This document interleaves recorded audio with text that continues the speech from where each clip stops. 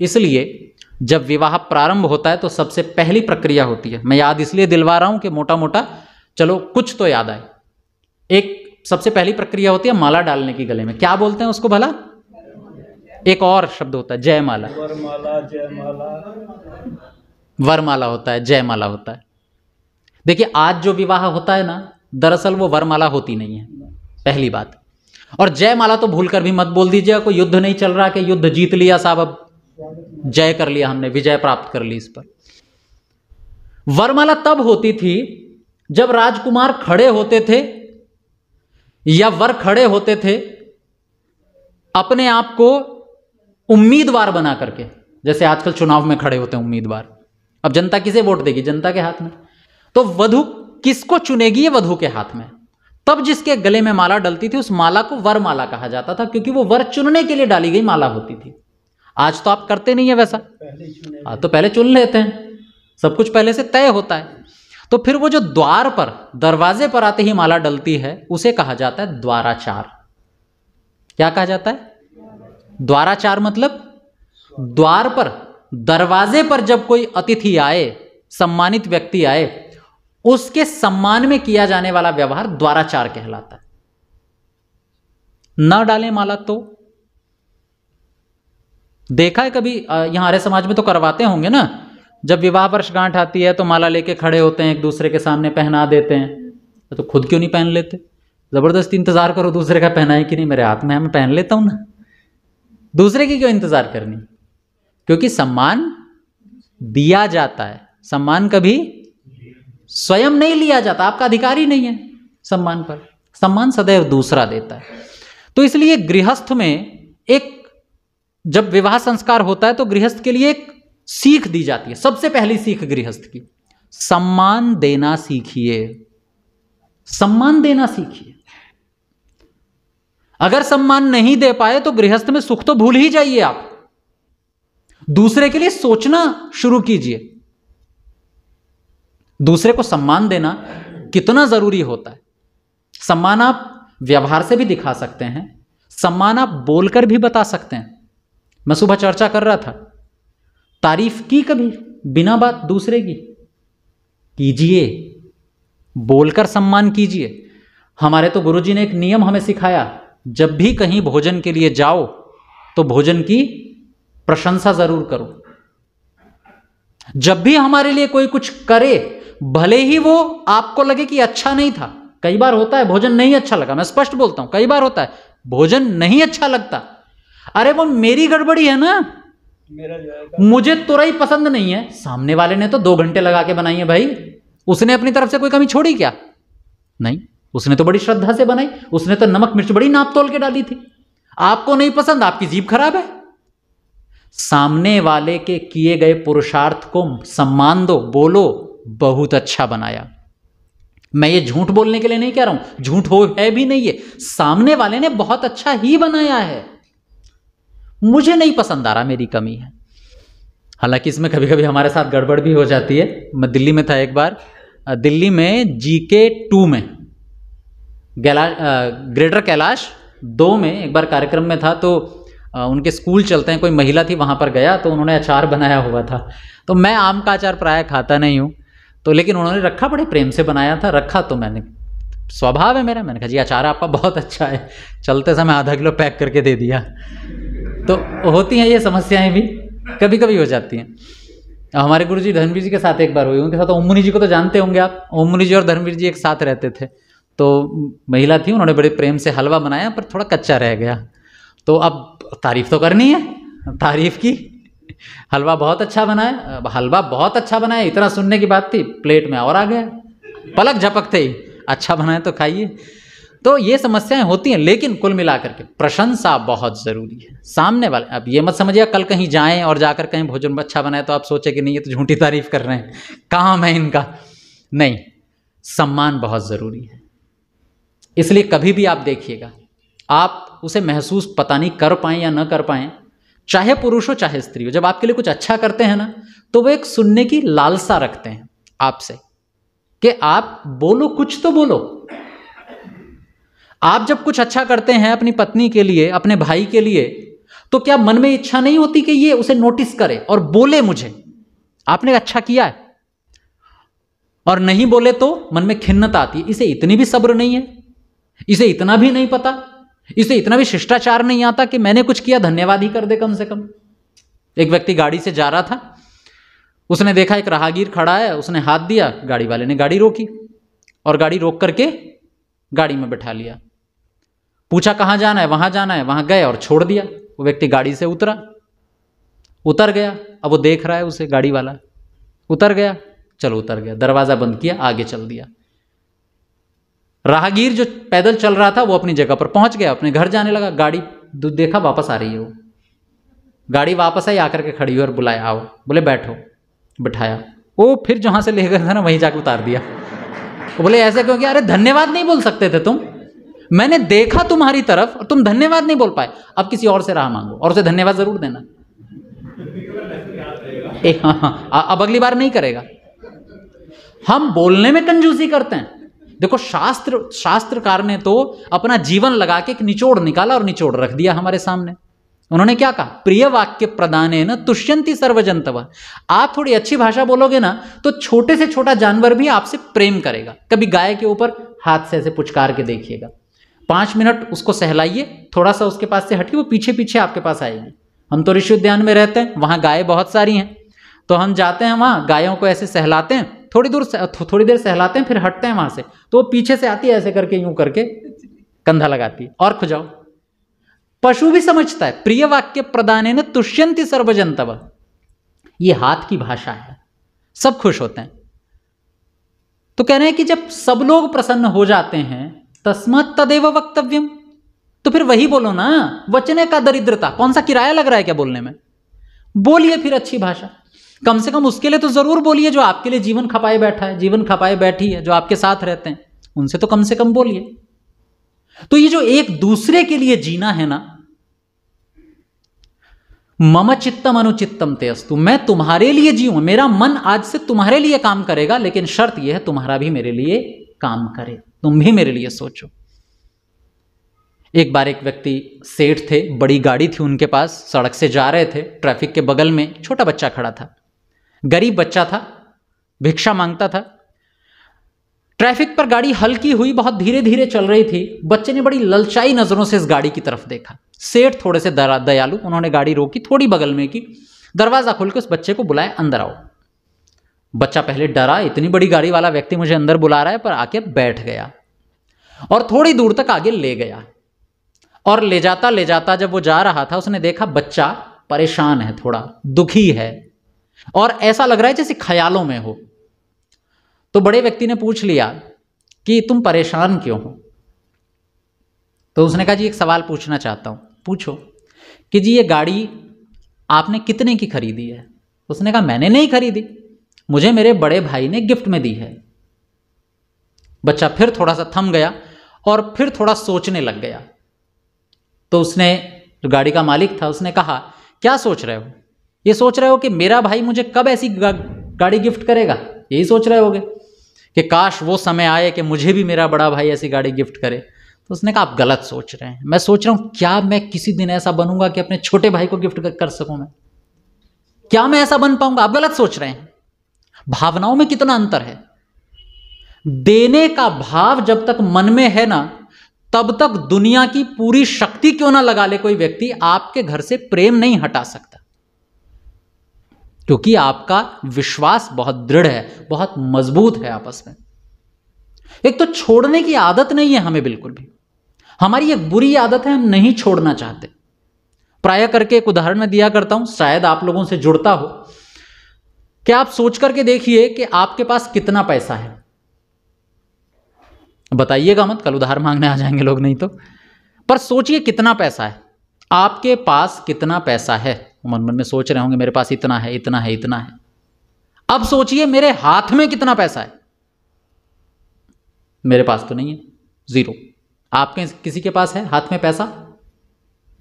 मेरी पकड़ में अभी मुश्किल से किसी ने कोई नोट निकाल के दबा रखा हो देने के लिए तो बात अलग है, बाकी तो सबके हाथ खाली होंगे। फिर भी मैं कहता हूं मेरे पास पैसा है, तो ये जो मेरे पैसे की पकड़ है, ये हाथ से है, ये दिमाग से है? दिमाग से। और कमाल की बात तो यह है कि आपके पास ना हाथ में पैसा ना घर में पैसा, बैंक में भी नहीं है संख्या लिखी हुई है बस। आप पेमेंट करते हैं, क्या होता है भाई, इधर से 20 रुपए डिजिट कम हो जाते हैं, उधर बढ़ जाते हैं, इतना ही तो होता है। पैसा नोट उड़ के थोड़ी जाता है, खेल डिजिट का चल रहा है। तो पहले मेरे पास 2 लाख रुपए थे, 20 लाख रुपए थे मान लो, उस पर मेरी पकड़ थी। 1 लाख रुपए का मैंने कुछ खरीद लिया, बचे 19।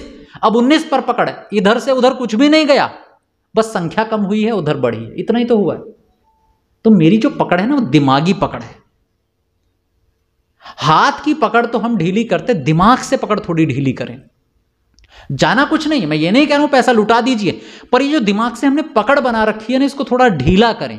जब इसको ढीला करेंगे ना, तो अपने आप जो पारिवारिक संबंधों में समस्याएं हमारे आती हैं। क्या समस्या आती है? आप अपने लिए कुछ अच्छा खरीद करके लाए, वो इतना अच्छा है कि आपके भाई को भी अच्छा लग रहा है। भाई ने कह दिया ये तो पहन करके देखा, ये मुझ पर बड़ा फिट आ रहा है, अच्छा लग रहा है। अब आप क्या करोगे? या आप साड़ी खरीद करके लाई, कुछ और खरीद के लाई, बहन ने पहन के देखा बड़ा अच्छा आ रहा है उसको, अब आप क्या करेंगे? आपका अगला 10 मिनट का समय इस बात के लिए जाएगा, उसे कन्विंस करने के लिए तुम पर अच्छा नहीं लग रहा है। यही चलता है। क्यों? वो पता है कि सच में मैंने भी बोलते ना अच्छा लग रहा है तो देना पड़ जाएगा अब ये। तो कुछ भी को नहीं, ये रंग तुम पे अच्छा नहीं लगता, नहीं थोड़ा सा इधर से ढीला है, इधर से कसा हुआ है, इतना अच्छा नहीं है, अरे वहां तो और अच्छे, ये तो महंगा थोड़ी है, तो मैं 500 रुपए का ऐसे उठा लाई, अब पता है 5000 का आया है ये। तो ये जो तरीके हैं हमारे, ये तब शुरू होते हैं, जिसको मैं कहता हूं तिकड़मबाजियां, ये तब शुरू होते हैं जब दिमाग से पकड़ रखा है चीजों को। अच्छा, एक नियम याद कर लीजिएगा, जितना सकरापन रहेगा ना, बीमारियां उतनी ज्यादा आएंगी। कभी सकरी गलियां देखी हैं? मच्छर ज्यादा होते हैं, बीमारियां ज्यादा होती। क्यों? क्योंकि साफ हवा कभी उसमें जा ही नहीं पाती।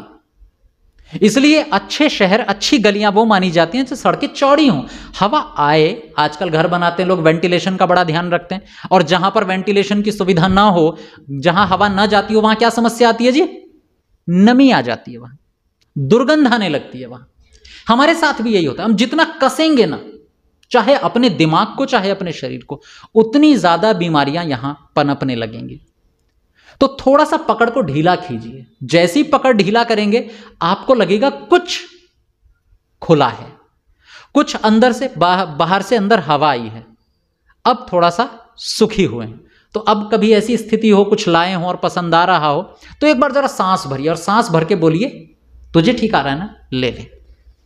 अब जब वो उसको पहन के खुश होगा ना, या खुश होगी आपकी बहन, उसे देखकर आप जितने खुश होंगे ना, वो आपकी दोगुनी खुशी होगी उससे।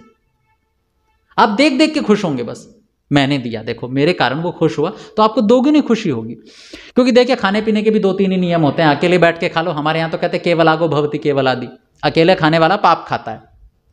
क्यों खाता है अकेले खाने वाला पाप? तो वहां पर कुछ नियम बताए हैं। नार्यमणम पुष्यति नो सखाए। अरे खा तो लिया, न तो किसी अच्छे व्यक्ति की सेवा की उससे, और ना अपने मित्र का कुछ भला किया, खा के बस बैठ गए। ये ठीक वैसा ही है कि गाड़ी में पेट्रोल डलवा लिया, उसके से क्या किया? किसी को छोड़ करके आए, स्टेशन लेकर के आए, वजन इधर से उधर पहुंचाए ना, कुछ भी नहीं किया, बस डलवा लिया। ज्यादा से ज्यादा मन में किया जी चलो थोड़ा सा क्या बोलते हैं उसको, लॉन्ग ड्राइव पे चलते हैं। तेल डलवाया बहुत सारा, पर फूंक दिया, किसी काम में आया नहीं। हम भी ऐसा ही कर रहे हैं, खूब खाना डालते हैं, उससे करते क्या है? तो शास्त्र कहता है अगर 2 काम नहीं हुए, दुनिया के जो अच्छे लोग हैं, अगर उनकी सेवा नहीं हुई इस ऊर्जा से जो खाना खा के आई है, या जो मेरे घर के लोग हैं उनकी सेवा नहीं कर पाया मैं, तो व्यर्थ है। फिर कह रहे मोघम अन्नम विंदते, समझ लो कि व्यर्थ खाया और अन्न को मार और दिया। जैसे हम पेट्रोल को हम कहते हैं ना, पेट्रोल डलवाया भी तूने तो नष्ट कर दिया, ऐसे हमने खाने को नष्ट कर दिया, क्योंकि उससे ऊर्जा जो मिली उससे किसी का फायदा तो हुआ नहीं। तो इसलिए वहां कहते हैं केवलागो भवति केवलादि, अकेले मत खाइए। अच्छा, अकेले मत खाइए, इससे एक घटना याद आई। मान लो सबका मन होता है, जब नई नई शादियां होती हैं तो पत्नी कहती है कि ये खाने का मन कर रहा है, थोड़ा बाजार से ले आइए।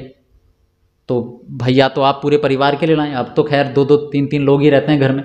गांव में जाकर के पहले देश संयुक्त परिवार होते थे तो 10-10 लोग रहा करते थे, देवरानी जेठानी और साथ में सास ससुर देवर ननद, बहुत सारे लोग हुआ करते थे, पूरा बड़ा परिवार। और उसमें मान लीजिए नई नई शादी हुई पत्नी ने कहा मेरा तो गुलाब जामुन खाने का मन कर रहा है, तो पति लेकर के आया छिपते छिपाते से कि सबसे बचा करके, वो 2 किलो तो लाने का अभी नहीं है पॉकेट में उतना, तो थोड़ा सा लेकर के आता है। हमारे साथ भी होता है, हमारे पास अगर कुछ अच्छा हो और थोड़ा हो तो हम क्या कोशिश करते हैं, अकेले प्रयोग कर लें। ऐसा होता है, ये मानव का स्वभाव है। रसोई में कुछ अच्छा रखा है पर थोड़ा सा है, तो हम क्या सोचेंगे, किसी को दिखाई ना दे, दिखाई दे गया तो देना पड़ेगा ना, तो फिर आराम से उसको गर्म करते हैं और खाने के लिए बैठते हैं बंद कमरे में, और वो दरवाजा खटखटा दे कोई, तो दरवाजा खटखटा दे तो उसको यूं करके ऐसे रखेंगे पीछे और फिर दरवाजा खोलेंगे, फिर उससे बात करेंगे। अब समस्या ये है कि गर्म करके लाए थे, जब तक बात ही वो ठंडा हो गया पीछे का। और मैंने क्योंकि मेरे जीवन में भी शुरू शुरू में घटा है कि बात कर रहे हैं आप और उसको टालने की कोशिश कर रहे हैं। वो कह रहा है ऐसा कर लूं, हम कह रहे हैं हाँ कर लो कर लो कर लो, बोले नहीं ऐसा ठीक नहीं लग रहा है, ऐसा कर लो, हाँ ऐसा भी कर लो। उसे भी आश्चर्य होता है, ये आज हर बात मानता चला जा रहा है, इसके दिमाग में चल रहा है कि पीछे ठंडा हो रहा है, तो जा बस, वो पीछे ठंडा हो रहा है। अच्छा अगर उसने आपको बाद में खा भी लिया आपने उसे, स्वाद आएगा आपका तो बिगड़ गया, अंदर से हिल गया सब, आपको ना वो स्वाद आएगा, ना वो ऊर्जा मिलेगी, ना वो प्रसन्नता रहेगी। लेकिन दूसरा तरीका एक और अच्छा है कि जो आया रखा रहने दीजिए, दरवाजा खोलिए और एक प्लेट और उठा लाइए, थोड़ा है ना आधा आधा कर लीजिए और उसको बड़े स्वाद लेकर के खाइए और बात कीजिए ना आराम से।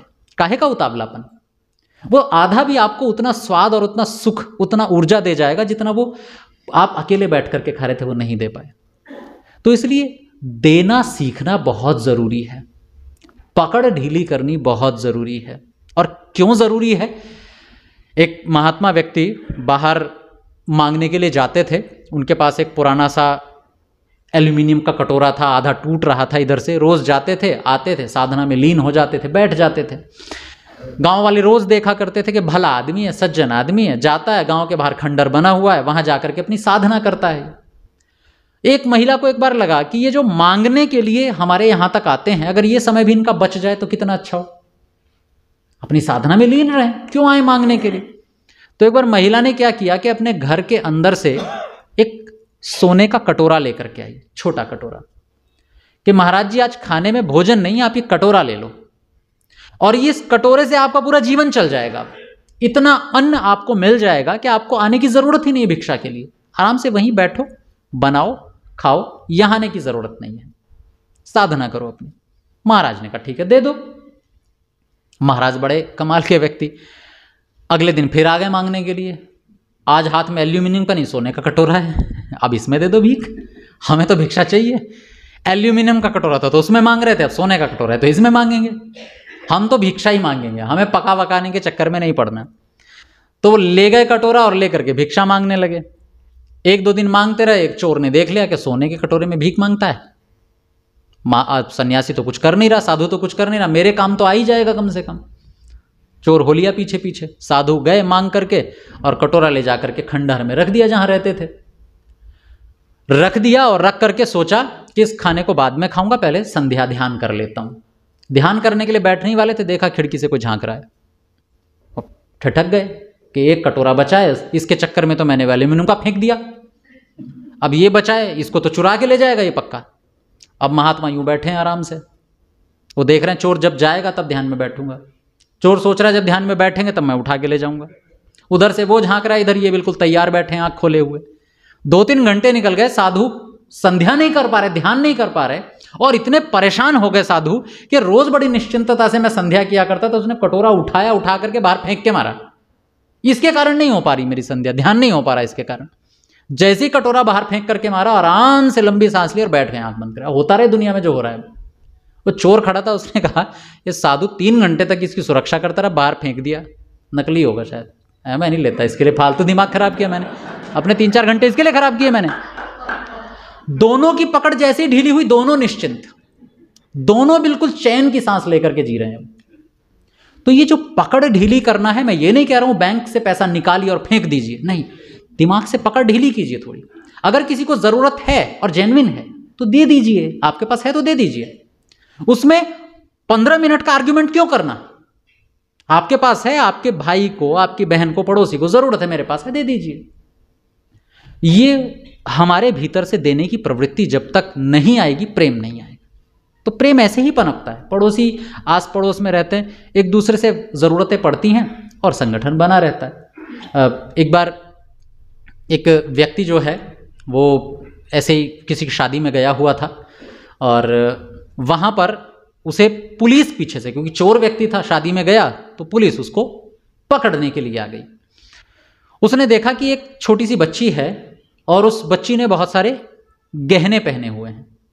उसने उस बच्ची को थोड़ा बुलाया, गहने वहने लिए और चल पड़ा पुलिस से बचने के लिए। अब उसकी समस्या ये थी कि पहले तो वो आराम से मुख्य सड़क पे आराम से जा रहा था, आ रहा था, लेकिन अब उसके दिमाग में डर है कि मैंने गहने और ले रखे हैं। एक तो पहले से पुलिस पीछे पड़ी हुई है, अब जंगल के रास्ते से जाना पड़ रहा है, छिपते छिपाते जाना पड़ रहा है। अब उसने क्या किया कि जंगल में एक कुएं के बगल में जो छोटा सा कोठड़ी बनी हुई थी वहां गया और वहां छिपा रहा। 2-3 दिन छिपा रहा, ना खाना खा पाया, ना पानी पी पाया। केवल किस लिए? चोरी का धन है पास में, घूम नहीं सकता यूं धड़ल्ले से जैसे हम घूम सकते हैं। मन में बस एक ही बात आई कि जिसके लिए मैंने रोटी छोड़ी, खाना छोड़ा, पानी छोड़ा, केवल इसके लिए, मैं जिसके कारण से घूम नहीं सकता हूं समाज में आराम से, निश्चिंतता मुझे नहीं है, तो उस चोर ने केवल उसको छोड़ा और छोड़ करके सरेंडर किया। और वो एक, मैं पिछले दिनों अखबार में था, मैगजीन में मैं उसके कुछ अनुभव पढ़ रहा था। उसने लिखा कि मुझे जेल में ऐसा लग रहा था कि जैसे मैं स्वर्ग में आ गया हूं, क्योंकि पहले मैं जो छिपते छिपाते घूम रहा था ना, अब यहां आराम से खुले मन से रहता हूं। वो जेल भी अब स्वर्ग लगने लग गई है, क्योंकि मन में कोई कसक नहीं है, कोई बंदिश नहीं है। तो इसलिए ये जो पहला सप्तपदी की मैंने पहली सप्तपदी नहीं, विवाह संस्कार की सबसे पहली प्रक्रिया जो मैंने आपको बताई, द्वाराचार, सम्मान देना, दूसरे की सुविधाओं का ध्यान रखना, ये हमें सीखना होगा। दूसरों का ध्यान रखना सीख, अपने अपने लिए अगर चलते रहेंगे तो काम नहीं चलेगा। और एक छोटी सी बात कह करके अपनी वाणी को विराम देता हूं।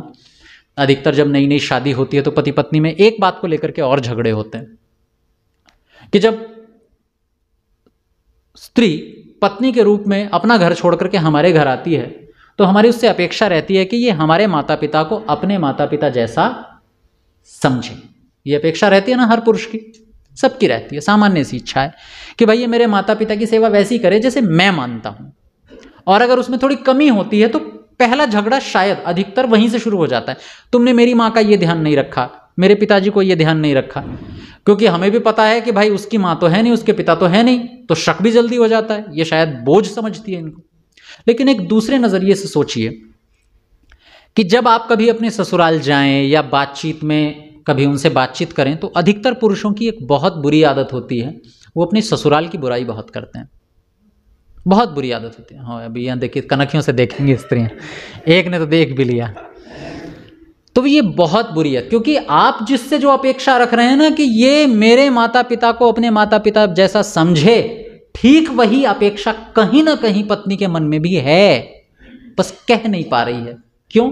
क्योंकि आप उसके घर रहते नहीं हैं, बस इसलिए संकोच है। बाकी चाहती वो भी यही है कि आप भी उसके माता पिता का उतना ही सम्मान करें जितना वो करती है।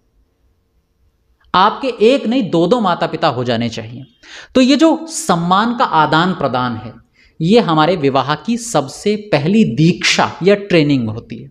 इसे हम भूल जाते हैं। जल्दी जल्दी इधर ढोल बज रहे हैं, इधर माला है, डाली, और बस जल्दी आओ, आधे घंटे में निपटाना है। नहीं, बहुत गलत तरीका है ये। बिना ट्रेनिंग के कभी भी कोई कार्य सफल नहीं होता। जब एक छोटी सी बाइक नहीं चलती, जब एक गाड़ी नहीं चलती, जब एक सैनिक को बंदूक दी जाती है तो पहले ट्रेनिंग दी जाती है। यहाँ तो हम पूरा परिवार का बोझ कंधों पर लिए बैठे हैं, बिना ट्रेनिंग के लिए बैठे हैं। तो यूँ समझ लीजिए जैसे चिंगारी की देर है, केवल और केवल थोड़ी सी एक चिंगारी की ज़रूरत है, नहीं तो बारूद के ढेर पर खड़े हैं। ट्रेनिंग लीजिए, उसे याद कीजिए, और जब भी कभी अवसर मिले ना विवाह में जाने का, तो पहला जल्दबाजी मत कीजिएगा। और अगर सच में कोई आर्य पुरोहित हों, माने जयवीर जी जैसे, तो समय दीजिए और सुनिए ध्यान से, और सोचिए कि क्या बता रहे हैं जो मुझे शायद सुनने को उतने अच्छे से नहीं मिला था, और मेरे काम की क्या बात है। तो जीवन बहुत अच्छा बनेगा, बहुत प्रेम आपस में रहेगा। बाकी बहुत सारी बातें अभी बाकी हैं, बहुत दिनों तक आपके बीच में है। धीरे धीरे सबको लेते रहेंगे। ओम शांति। धन्यवाद।